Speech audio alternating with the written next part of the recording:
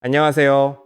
이 영상에서는 Phantom RP165 레코드 플레이어를 설정하고 사용하는 방법을 설명해 드리겠습니다.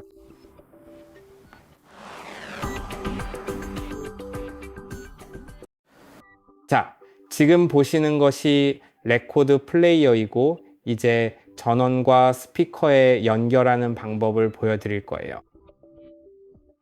모든 과정을 함께 볼 것이고 이 기기를 사용해서 어떻게 레코드를 재생하는지도 보여드릴게요.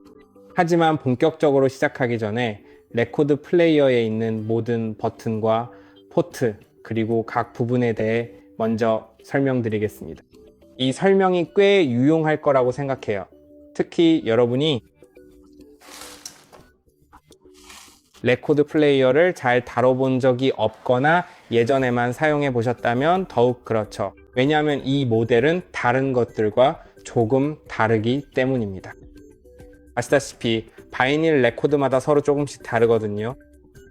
실제로 기기의 위치를 조금 다르게 놓아 볼 테니 여러분이 더 잘 볼 수 있을 거예요. 자, 여기 보시면 회전하는 디스크, 즉 턴테이블이 있습니다. 현재 잠겨있는 바늘에는 원래 이 커버가 있었는데 제가 방금 떼어냈어요. 보여드릴게요. 다시 끼워볼게요. 이렇게 미끄러지듯이 쉽게 끼웠다 뺐다 할 수 있습니다. 물론 항상 이 커버를 씌워둘 필요는 없지만 원하신다면 계속 씌워두셔도 됩니다. 레코드를 듣지 않을 때는 커버를 씌워두었다가 필요할 때만 빼서 사용하시면 돼요. 커버를 꼭 빼는 걸 잊지 마세요. 만약 커버를 빼지 않으면 플레이어에 극힘이 생길 수 있습니다. 이제 여기 두 개의 다이얼이 있습니다. 볼륨 다이얼은 최소로 맞추면 기기가 꺼지게 되는데 이 상태에서는 턴테이블이 돌지 않고 소리도 나지 않습니다. 이 두 다이얼 사이에 있는 작은 다이오드로 그 상태를 확인할 수 있습니다. 또 다른 다이얼은 포노와 블루투스 모드 사이를 전환할 수 있게 해줍니다. 이 레코드 플레이어에는 블루투스가 내장되어 있어서 포노에서 블루투스로 전환하면 예를 들어 휴대폰에서 블루투스를 통해 음악을 재생할 수 있습니다. 그래서 이것도 정말 좋은 옵션이라고 생각합니다. 이제 여기 레버가 있습니다. 여기 바늘 잠금 장치를 열면 레버를 올려서 바늘을 들어 올릴 수 있습니다. 바늘 위치를 쉽게 조정한 다음 레버를 내리면 바늘이 레코드 위로 내려갑니다. 바늘이 천천히 그 위로 내려갑니다. 재생이 끝나면 바늘을 들어 올려 처음 위치로 되돌리고 잠글 수 있습니다. 이제 여기 두 개의 스위치가 있습니다. 첫 번째로 보시는 이 스위치는 사용자가 세 가지의 서로 다른 회전 속도 중에서 하나를 자유롭게 선택할 수 있게 해줍니다. 그 중에서도 가장 일반적인 속도는 바로 33과 3분의 1 RPM인데 이게 첫 번째 설정이며 요즘 제작되는 대부분의 LP 레코드판의 표준으로 사용됩니다.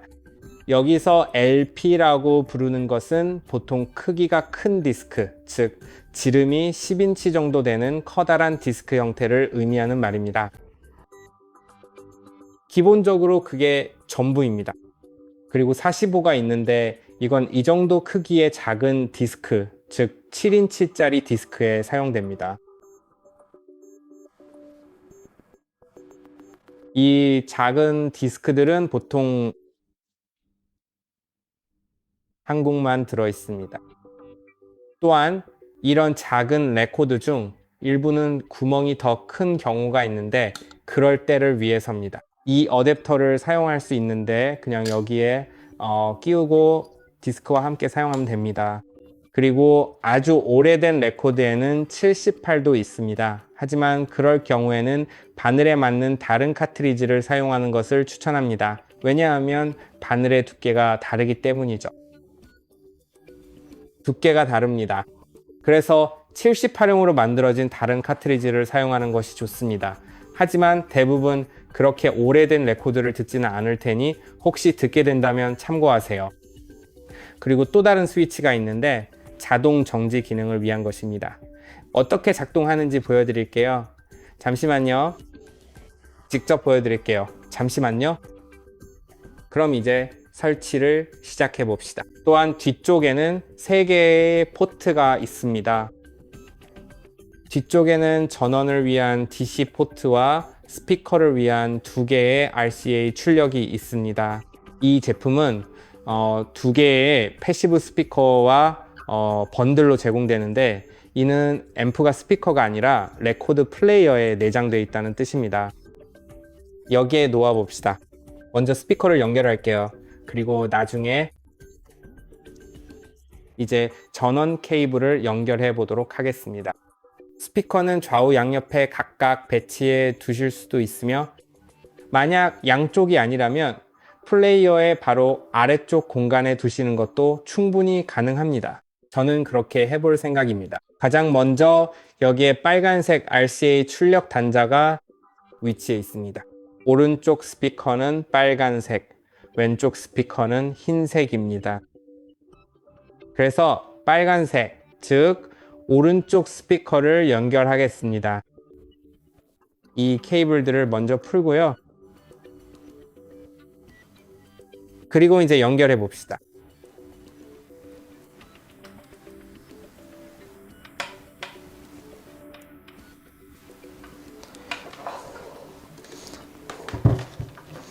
좋아요. 이제 여기 뒤쪽에 연결하겠습니다. 그 다음 두 번째 스피커, 즉 흰색 RCA 케이블이 연결된 왼쪽 스피커를 연결해 볼게요. 여기에서 볼 수 있죠.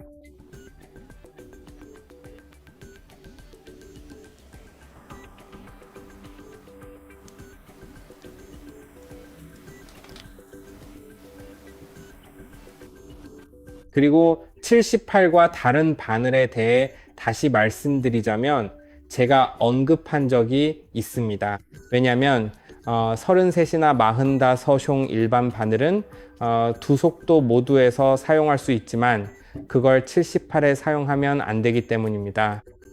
레코드를 망가뜨릴 수도 있는데 아마도 그건 원하지 않으실 거예요. 왜냐하면 78 레코드는 요즘 꽤 비싸거든요. 왜냐하면 이게 약간 정말 오래됐으니까요. 저는 스피커를 아래에 둘 건데 말씀드린 것처럼 양쪽에 두셔도 됩니다. 더 멀리 떨어뜨려 놓으셔도 돼요.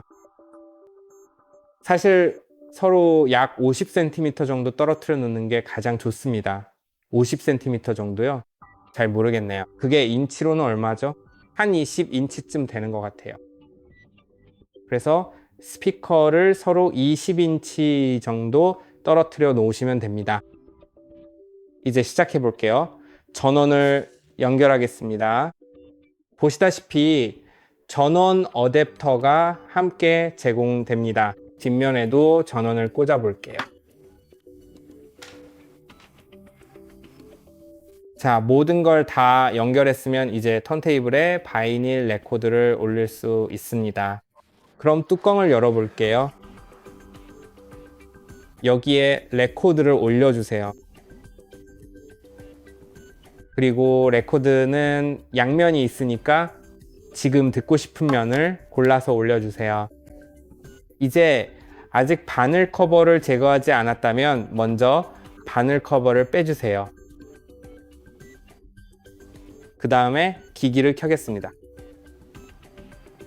기본적으로 포노로 전환해야 해요. 오른쪽 다이얼에서요. 블루투스로 사용하는 방법은 저희 채널에 있는 다른 영상을 참고하시면 됩니다. 그럼 폰으로 전환하고 볼륨도 조절해 볼게요. 일단 지금은 볼륨을 최소로 맞춰줄게요. 그리고 속도가 맞는지 꼭 확인하세요. LP라면 대부분 33이 맞을 거예요. 이제 여기 잠금 장치를 열어 볼게요. 레버를 들어 올리세요. 그리고 오토 스타트는 바늘을 조정하면 자동으로 디스크가 돌아가기 시작하는 기능이에요. 이렇게 오토 스타트와 오토 스톱이 작동하는 거고, 음악을 듣다가 끝까지 가면은 자동으로 멈춰요. 여기서 멈추게 됩니다. 정말 편리하죠. 하지만 원한다면 오토 스톱 기능을 꺼서 기기를 끌 때까지 계속 회전하게 할 수도 있어요. 이제 기기를 다시 켜고 오토 스톱을 켠 다음 바늘을 올바른 높이에 맞춰 놓을게요. 그리고 레버를 내리면 바늘이 내려가면서 적절한 위치에 닿는 순간 곧 재생이 시작될 거예요. 네, 이제 재생이 시작됐어요. 이제 제대로 작동하고 있는 거죠. 볼륨을 올리거나 내릴 수 있고, 저는 이제 기기를 끌게요. 지금은 음악을 듣고 싶지 않거든요. 이렇게 해서 바이닐 레코드 세팅은 기본적으로 끝났습니다. 바이닐 레코드에 익숙하지 않으시다면 마지막으로 추천드리고 싶은 것은 바이닐 레코드를 슬리브에 넣으라는 점입니다. 그 슬리브는 정전기 방지 기능이 있어서 정전기가 생기지 않아요. 그리고 음악이 녹음되지 않은 테두리 부분만 만지는 것이 좋습니다. 다른 부분을 손상시키고 싶지 않으니까요. 저도 약간 손상된 부분이 있긴 한데, 네. 하지만 일반적으로는 그렇게 하지 않는 게 좋아요. 피해야 합니다. 이 영상이 도움이 되었길 바랍니다. 좋아요와 구독도 잊지 마세요. 그럼 다음 영상에서 뵙겠습니다.